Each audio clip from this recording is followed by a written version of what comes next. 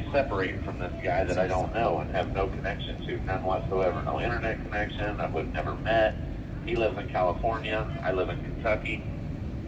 I was working in Pennsylvania. That's one of the tricks they're doing. And also, I'm the only one charged with the 1512, even though there's... The 1512 is misapplied anyhow. But if anybody were closer to the definition of it, it's still not guilty. It's everybody but me, but I'm the only one charged with it, which is curious to me. And so the government has filed a motion, aside from that, to ban me from using the self-defense defense in my trial. So essentially, what the government is saying is I'm not allowed to defend myself with the truth, which is, I don't even know what to say to that.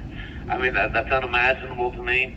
Of all the things that I thought they would file motions for, that's the last thing I expected. I mean, there were some in the motions, our pretrial motions, I had filed, they illegally took my cell phone from me, which honestly is not a big deal. There's no evidence or anything really, but it's just kind of a violation of my rights, and I'm upset about it.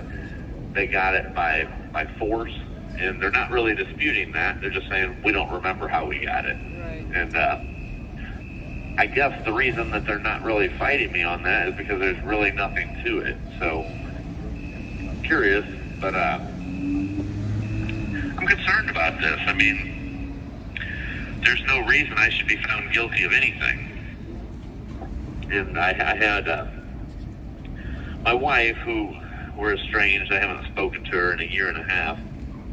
It's my understanding that they were offering her a plea bargain if she would testify and lie against me. And it's my understanding that she refused to do that and just that she would plead guilty with no deal before she would do that. I thought spouses couldn't testify Very against one upstanding of another. her, but also scary. I mean, she didn't do anything either, so I don't understand her strategy, but regardless, I do respect the fact that she wasn't going to let the government force her into lying. Right. Well, thank God for that.